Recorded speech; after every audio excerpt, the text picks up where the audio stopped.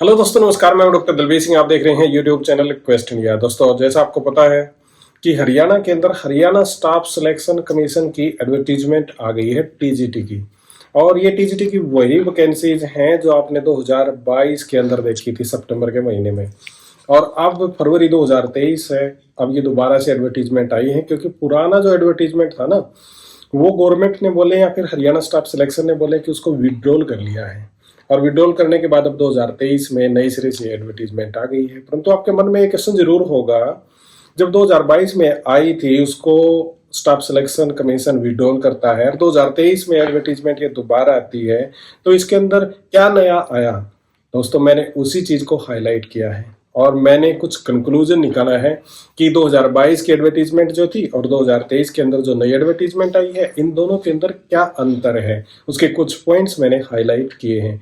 हो सकता है कि कुछ पॉइंट मैंने मिस भी कर दिए हों, वो पॉइंट आप कमेंट सेक्शन के अंदर जरूर बताना।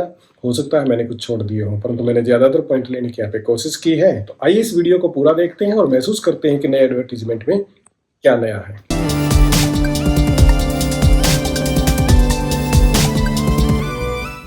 दोस्तों, दोनों एडवर्टीजमेंट हमारे सामने हैं और ये हरियाणा स्टाफ सिलेक्शन कमीशन की तरफ से है। ये वाला एडवर्टीजमेंट नया है, बिल्कुल नया, यानी कि 21 फरवरी 2023 को ये आया है, आज के दिन ही। और ये वाला एडवर्टीजमेंट है पुराना, जो 27 सितंबर 2022 को आया था और अब इसको हरियाणा स्टाफ सिलेक्शन कमीशन ने ना विड्रॉल कर लिया है। और ये इसकी लास्ट डेट आप देखोगे ना तो है 15 मार्च 2023। इसकी लास्ट डेट थी 26 अक्टूबर 2022। परंतु ये तो एडवर्टीजमेंट अब विड्रॉल ही होगी है। तो आप सोच रहे होंगे कि मैं इसको क्यों दिखा रहा हूँ। इसको दिखाने का तुक है कि अब इसके अंदर बदलाव क्या आया है, उसकी हम बात यहाँ पे करेंगे। तो सबसे पहले और कंटिन्यूसली सीरीज में हम देखें तो ये तो हमने लास्ट डेट की बात यहाँ पे कर ली है। अब बात जो नीचे चल के करेंगे वो बहुत ज़्यादा ज़रूरी है कि यहाँ पे कितने पेज का एडवर्टीजमेंट ये है। और पुराने वाला एडवर्टीजमेंट है, इसके हैं 51 पेज। परंतु क्या नए वाले के भी इतने हैं? नहीं, यहाँ पे नए वाले के आप देखोगे तो 36 पेज ही आए हैं। मतलब ये एडवर्टीजमेंट नए वाला जो है ये छोटा हो गया है। पहले वाला ज़्यादा बड़ा था, इसके अंदर थे 51 पेज, अब हो गए हैं 36। अब और इसके अलावा क्या बदलाव है इसके अंदर, वो भी देखते हैं। नीचे चलते हैं और नीचे चलेंगे तो यहाँ पे आता है इनविटेशन ऑफ द एप्लीकेशन, इधर भी इनविटेशन ऑफ द एप्लीकेशन। दोनों के अंदर कोई खास बदलाव यहाँ पे नहीं दे रखा है। यहाँ तक आप नीचे जाके देखोगे तो ये आपको तारीख बदली हुई नज़र बस आएगी।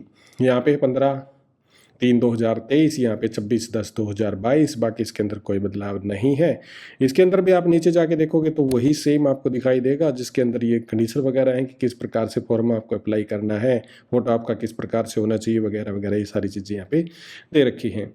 और इसके अंदर यदि आप बात करोगे इंपॉर्टेंट नोट के अंदर, यहाँ पे भी आपके इस केस के अंदर बिल्कुल सेम यहाँ पे दे रखा है। तो इसके अंदर भी कोई बदलाव नहीं है और इसके अंदर भी कोई बदलाव यहाँ पे नहीं है। थोड़ा सा नीचे चलते हैं और फिर चलते हैं हम जो एडवर्टीजमेंट अभी आई हैं। इस एडवर्टीजमेंट को हम देखेंगे तो बिल्कुल बराबर हैं। यहाँ पे टीजीटी इंग्लिश की देखोगे 1751 है, यहाँ भी 1751 है, 1297 1297, बिल्कुल एज इट इज सेम है। इसके अंदर और कुछ नया नहीं है।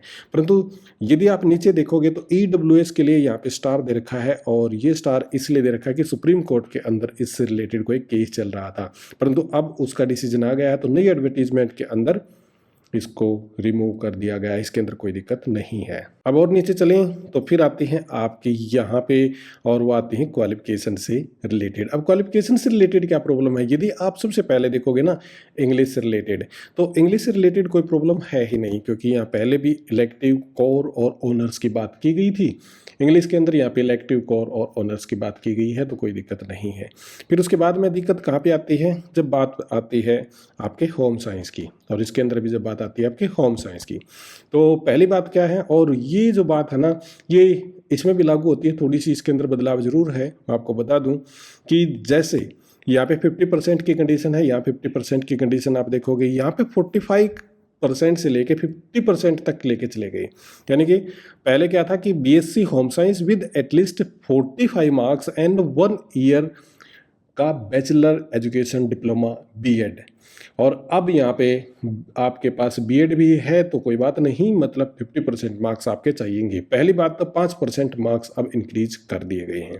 अब उसके साथ में दूसरी चीज़ क्या है, इंग्लिश के अंदर भी देखोगे तो वो सेम आपको देखने को मिलेगी। सभी के अंदर ये 45 से 50% यानी कि 5% का अंतर अब आ गया है। यानी कि आपके ग्रेजुएशन के अंदर 50% मार्क्स होने चाहिए, 45 की जगह 45 की जगह, और ये सभी में देखने को आपको मिलेगा।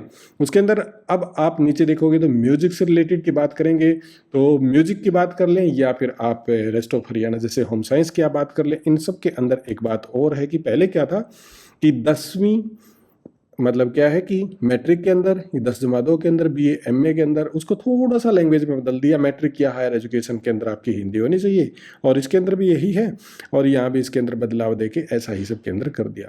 और 45 से 50% की जो कंडीशन है वो सभी के अंदर है, तो इसके अंदर कोई नई बात है नहीं। तो सभी के अंदर ये 50% की कंडीशन तो है ही, तो इसमें कोई बदलाव वाली बात हम नहीं कह सकते। एक बात और है कि जैसे टीजीटी आर्ट के अंदर हम बात करेंगे ना, तो आर्ट के अंदर यहाँ पे एक सब्जेक्ट से रिलेटेड बात है। यहाँ पे art teaching subject in BTC JBT and DEd sorry, और यहाँ आप बात करोगे तो ऐसी कोई बात नहीं है, 2 year diploma in elementary education ही मांगा गया है। ये अंतर भी है, यानी कि अब आपका जेबीटी आपने कर रखा है तो उसके साथ आपको मतलब आपका टीचिंग सब्जेक्ट आर्ट जरूर होना चाहिए, ये यहाँ पे पूछा गया है। अब इसके अंदर नीचे जाके देखें, फिर आपके टीजीटी संस्कृत की पोस्ट आ जाती हैं। उसके अंदर कोई खास बात नहीं है, बस एक ही बात है वो कि 45% और यहाँ पे है 50% मार्क्स की कंडीशन। बाकी आप टीजीटी होम साइंस वगैरह इन सब के अंदर देखोगे तो बिल्कुल सेम आपको दिखाई देने को मिलेगी। अब उसके बाद में आ जाती है मेवात कैटेगरी की पोस्ट, जो बिल्कुल एज इट इज सेम है, इनके अंदर कोई भी बदलाव नहीं है, ये बिल्कुल सेम है। यहाँ पे जो हम बात कर रहे थे ईडब्ल्यूएस कैटेगरी की, वो ईडब्ल्यूएस कैटेगरी की कंडीशन यहाँ पे अब रिमूव कर दी गई है, उसकी बात यहाँ पे सेम है, परंतु बड़ा बदलाव यहाँ पे आ जाता है। पहले क्या था, बीए के साथ 50% आपके मार्क्स होने चाहिए as an elective subject compulsory था, और अब क्या गया है, अब टीजीटी हिंदी के लिए है कंपलसरी हो, इलेक्टिव आपका हो, कोर हो, ऑनर्स हो, कोई भी सब्जेक्ट आपका हो तो कोई दिक्कत यहाँ पे नहीं है। पहले सिर्फ इंग्लिश के साथ ऐसा लिखा हुआ मिलता था, अब हिंदी के साथ भी है, यानी कि हिंदी में आपने इलेक्टिव हिंदी बेशक ना कर रखी हो, अब आप हिंदी की पोस्ट के लिए यहाँ पे अप्लाई कर सकते हैं। और अभी काफ़ी भीड़ होने वाली है, मतलब जो इलेक्टिव हिंदी कर रखी थी जिन्होंने, अब उनको थोड़ा सा नुकसान यहाँ पे होगा जरूर। अब नीचे चलते हैं तो नीचे आती है आपके संस्कृत के लिए, और संस्कृत के लिए आप देखोगे तो वही ऑनर्स सब्जेक्ट डिप्लोमा यहाँ पे इलेक्टिव मांगा गया है या फिर ऑनर्स मांगी गई है, जो बिल्कुल सेम है। इसके अंदर इलेक्टिव है और ऑनर्स की बात पहले नहीं कही गई थी, ऑनर्स के लिए शायद कहीं और स्पेशल बात यहाँ पे कही गई हो, तो ऑनर्स और इलेक्टिव की डिमांड की गई है, कंपलसरी सब्जेक्ट यहाँ पे इसकी बात नहीं है। फिर उसके बाद में बात करते हैं उर्दू की, जो नॉर्मल है। साइंस की बात करेंगे, नॉर्मल है टीजीटी साइंस, और फिर म्यूजिक की बात करेंगे, वो सारे एडवर्टीजमेंट यहाँ पे बिल्कुल नॉर्मल दिखाई देते हैं। परंतु टीजीटी आर्ट, जो आर्ट टीचिंग सब्जेक्ट मांगा गया है, ये बात हम पहले ही कर चुके हैं। बाकी ये सारी चीज़ नॉर्मल हैं, 50% वाली कंडीशन जरूर है, इनके अंदर बदलाव है।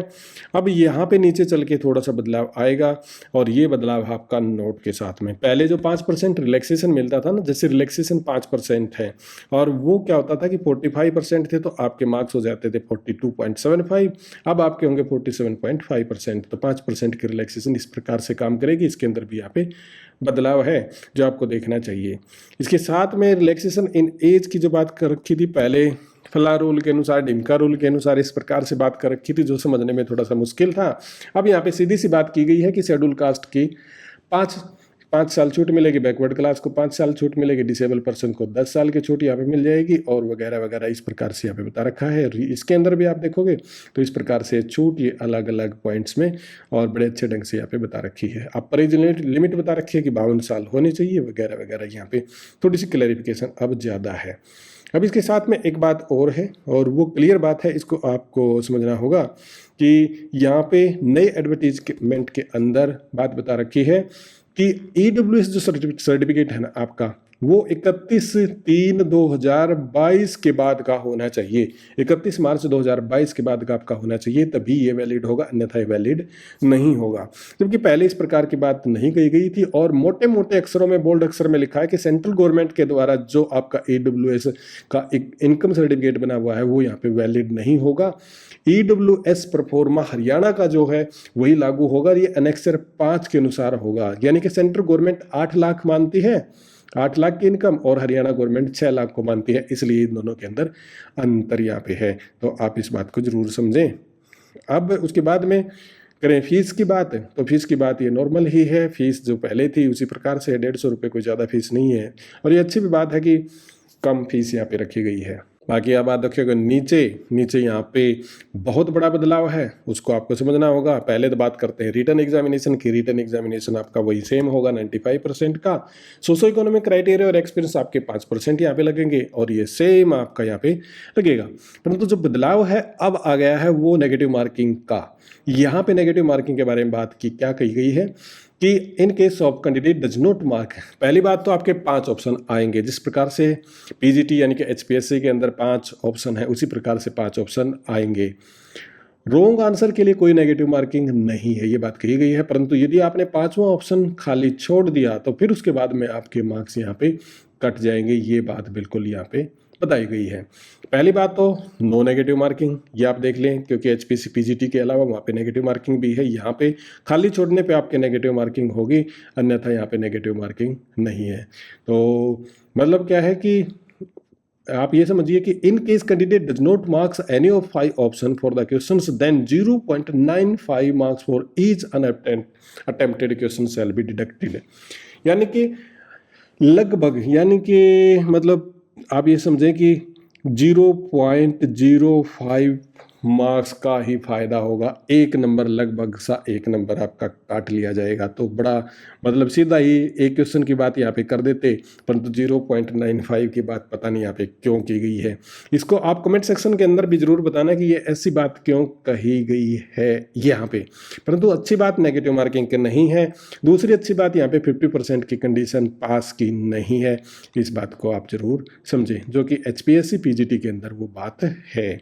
बाकी इसके अंदर आप नीचे देखोगे तो और सारी कुछ बातें हैं और वो सारी की सारी नॉर्मल सी बातें हैं, उनके अंदर कुछ बदलाव नहीं है, मुझे तो नहीं मिला। यदि आपको कुछ बदलाव मिलता है हाईलाइट आप जरूर करें, कमेंट सेक्शन के अंदर आप जरूर बताएं, क्योंकि बहुत ज़्यादा ज़रूरी है। अब यहाँ पे देखोगे आप, मैं इसको डायरेक्ट ना नीचे लेके चलूँ तो मैं आपको कौन सी चीज़ दिखाना चाहूँगा, ये वाली इकोनॉमिक वीकर सेक्शन वाला पोर्शन। यहाँ पे क्या लिखा, वैलिड फॉर द ईयर 2022 और 23 के लिए वैलिड है ये। इस बात को आप समझे कि 2022 और 23 के लिए वैलिड है। यहाँ पे कंडीशन 6 लाख की रखी गई है सारे सोर्सेज मिला के। इसके साथ में बात की क्या है कि 5 एकड़ से ज़मीन ऊपर ना हो, 1000 स्क्वायर फीट से आपका रेजिडेंशियल फ्लैट ना हो, 100 यार्ड से आपका रेजिडेंशियल प्लॉट म्यूनिसिपल कॉर्पोरेशन के अंदर ना आता हो, रेजिडेंशियल प्लॉट 200 स्क्वायर यार्ड से मतलब अदर देन नोटिफाइड एरिया आपका शहर के अंदर ना आता हो, 1 करोड़ से ज़्यादा आपकी इमूवेबल असेसमेंट ना हो, ये बात भी आप यहाँ पे ध्यान में जरूर रखेंगे। और इसके साथ में कुछ नोट दे रखे हैं, किस भी सोर्सेज डिफाइन कर रखा है कि किस प्रकार से आपके सभी रिसोर्सेज आएंगे। यहाँ पे कि इनकम मीन्स है कि आपकी सैलरी, एग्रीकल्चर, बिजनेस, प्रोफेशन, सब कुछ मिला के इसके अंदर आपकी सैलरी काउंट होगी। और बाकी इसके अंदर आप देखोगे तो वही नॉर्मल पुराने वाली बातें यहाँ पे कही गई हैं और उसके अंदर नया कुछ भी नहीं है। दोस्तों मैं आपको ये बताना चाहता हूँ कि ये एडवर्टीजमेंट पहले से छोटा हो गया है, 36 पेज का है। और यहाँ पे आप एडवर्टीजमेंट को देखोगे तो ये काफ़ी बड़ा था, तो ये मतलब आप इसको देखें कि मेरा ऊपर नीचे आ गया। तो यहाँ पे एडवर्टीजमेंट था आपका 51 पेज का, यहाँ पे था 36 का, काफ़ी छोटा हो गया है। तो कुछ चीज़ें तो इसके अंदर रिमूव हुई है निश्चित तौर से, कुछों को अच्छी तरीके से डिफाइन यहाँ पे किया गया है। कुछ चीज़ें जैसे documents to be upload with application form mandatory, यहाँ पे भी मैंडेटरी था। तो दोनों के अंदर ऐसी कुछ चीज़ें हैं जो बेहद कॉमन भी हैं और थोड़ा सा इसके अंदर बदलाव है।